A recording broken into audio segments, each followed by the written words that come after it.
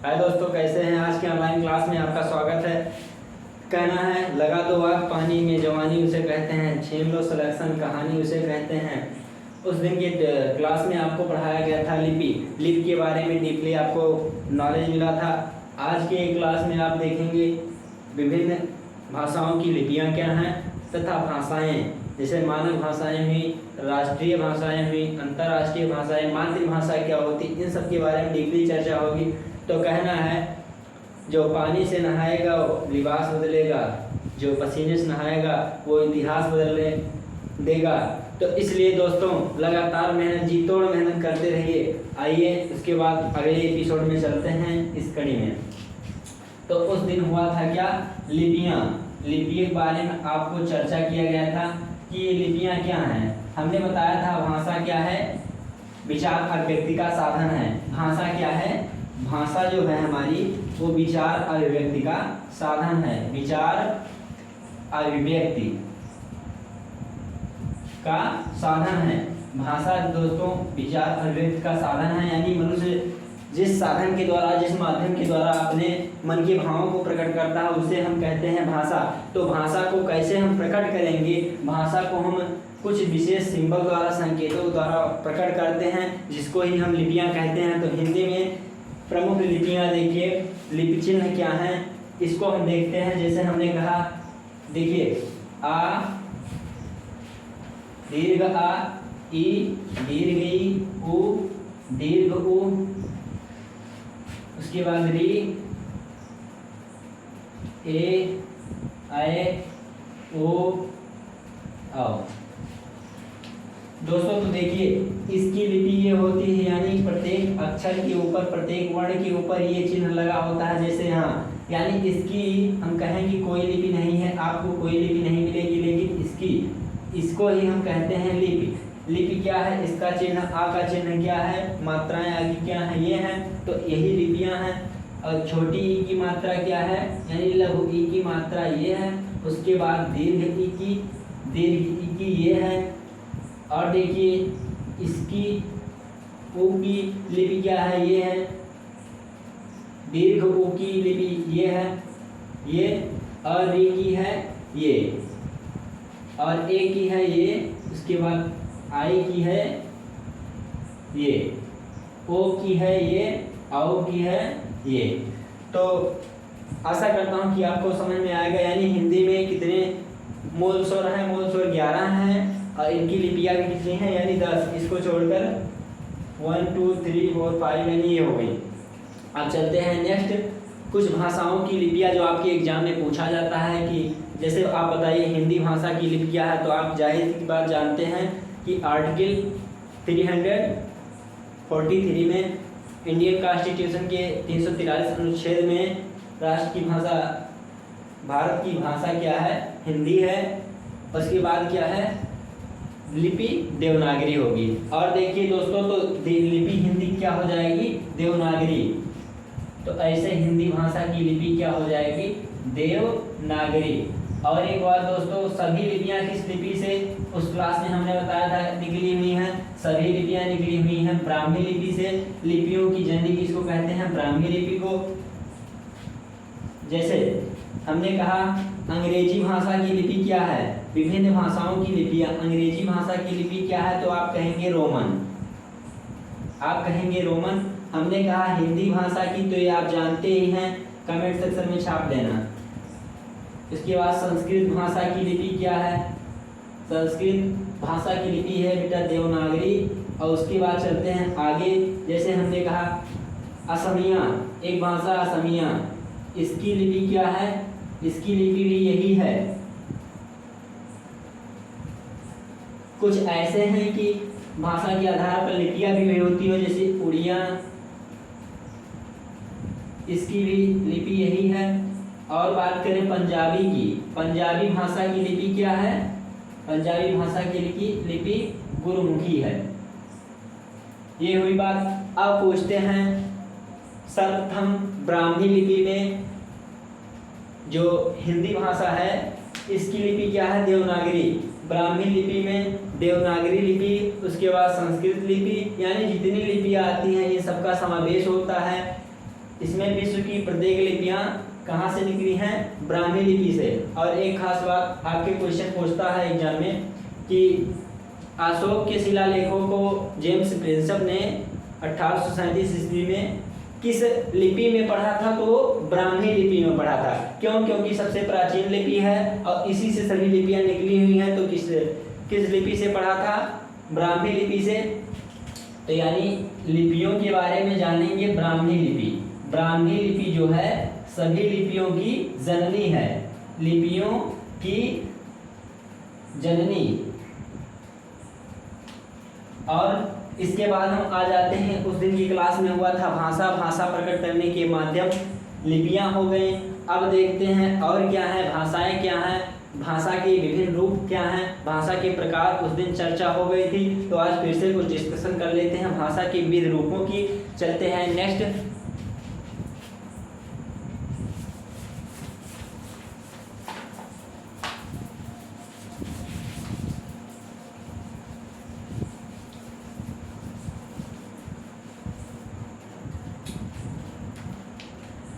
तो भाषा के प्रकार,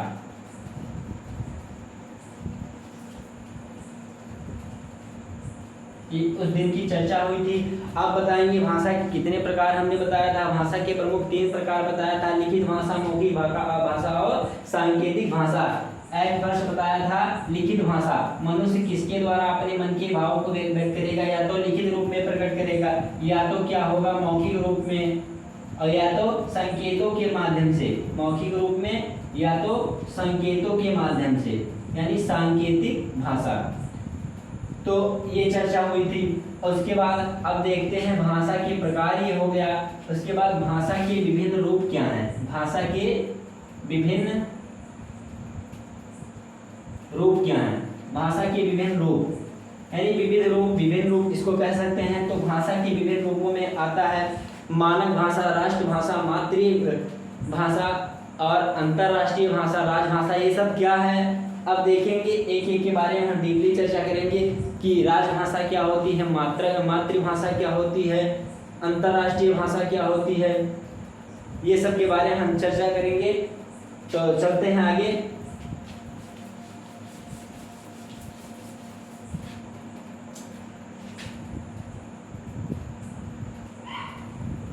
भाषा के विविध रूप। तो एट फर्स्ट हम देखते हैं राजभाषा। राजभाषा क्या है? इसको हम प्रांतीय भाषा कहते हैं, प्रादेशिक भाषा भी कहते हैं। यानी किसी प्रांत विशेष में प्रयुक्त भाषा को, जैसे आपका प्रांत क्या है, राज्य क्या है, यूपी है, इसमें प्रयुक्त भाषा को क्या कहते हैं? हम राजभाषा कहते हैं। यूपी की राजभाषा क्या है दोस्तों? तो आपको मालूम होगा यूपी की राजभाषा क्या है, हमारे प्रदेश की राजभाषा क्या है? हिंदी। और दूसरी राजभाषा है अंग्रेजी। उसके बाद राजभाषा यानी किसी राज्य विशेष द्वारा बोली जाने वाली भाषा को क्या कहेंगे? राजभाषा कहेंगे। और देखिए नागालैंड की, जैसे नागालैंड की राजभाषा क्या है? अंग्रेजी है। ऐसे विभिन्न राज्यों की अलग अलग राजभाषाएं होती हैं। उसके बाद चलते हैं, अब राजभाषा ये हो गया। अंतर राजभाषा क्या है? राष्ट्रभाषा क्या है? तो राष्ट्रभाषा की चर्चा हो रही है। अब देखिए राष्ट्रभाषा, तो आपको ये राष्ट्र शब्द से राज्य का मतलब हो गया स्टेट लेवल, ठीक है, और राष्ट्र का मतलब हो गया कि कंट्री लेवल यानी देश लेवल। आपकी जो राष्ट्र की बात हो रही है, राष्ट्र हित यानी देश स्तर की बात हो रही है। तो राष्ट्रभाषा का मतलब किसी देश में बोली जाने वाली विशेष भाषा को क्या कहते हैं? राष्ट्रभाषा। अब पूछेंगे आप कि सर हिंदी क्या हमारे देश की राष्ट्रभाषा है? तो नहीं, हमारे देश की कोई राष्ट्रभाषा नहीं है, बल्कि हिंदी क्या है? हमारी राजभाषा है। वो कहाँ की? यूपी की। और अंग्रेजी कहाँ की है? नागालैंड की। और एक दूसरी राजभाषा क्या है आपकी? अंग्रेजी है यूपी की। तो ऐसे राजभाषाएं होती हैं राष्ट्रभाषा। जैसे अमेरिका का राष्ट्रभाषा क्या है? अंग्रेजी है। इंग्लैंड का अंग्रेजी है। ये सब विभिन्न देशों की अलग अलग अपनी राष्ट्रभाषाएं होती हैं। वैसे हम देखें राष्ट्रभाषा जैसे हमारे देश की नेशनल, इंग्लिश में कहेंगे national language, national language, no language, हमारे देश की कोई राष्ट्रभाषा नहीं है। बट अगर कहें आपके ऑप्शन में आ जाए कि हिंदी राष्ट्रभाषा है तो आप उसको नहीं चूज करेंगे। क्यों? क्योंकि हिंदी राष्ट्रभाषा ना होकर के ये राजभाषा है। अब चलते हैं, राजभाषा हुआ, राष्ट्रभाषा हुआ, अब चलते हैं अंतरराष्ट्रीय भाषा क्या है। थर्ड पॉइंट पर अंतरराष्ट्रीय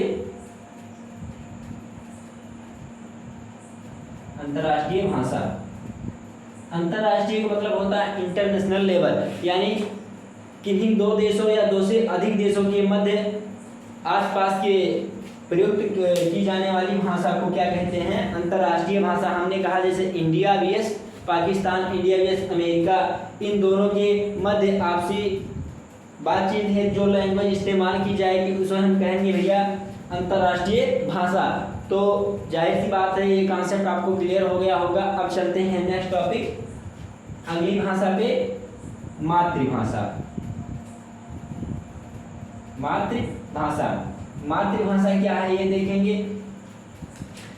आपने अपने गांव में देखा होगा, कोई बच्चा जिस परिवार में जन्म लेता है उसी तरह की भाषा बोलता है, यही क्या है? मातृभाषा है। यानी मनुष्य उत्पत्ति के बाद मनुष्य जिस भाषा का प्रयोग करता है, यानी अपने समाज से सीखता है, अपने परिवार से सीखता है, उसी भाषा को हम कहेंगे मातृभाषा।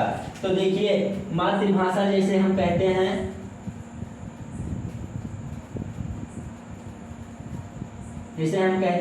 मातृभाषा यानी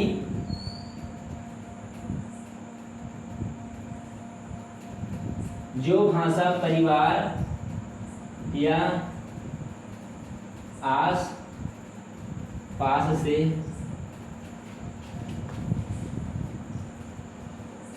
जन्मोपरांत, यानी जन्म के बाद बच्चा जन्म लेता है, उसके बाद जब भी वह बोलने लगता है तो अपने परिवार को देखकर, समाज को देखकर, आसपास को देखकर बोलता है, तो वही भाषा उसकी मातृभाषा है।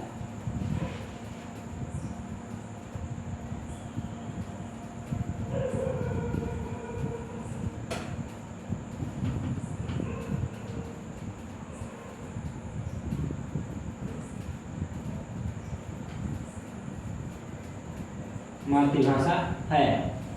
तो इस टॉपिक की अगली कड़ी कल के लिए, तब तक के लिए पढ़ते रहिए, मौज करते रहिए।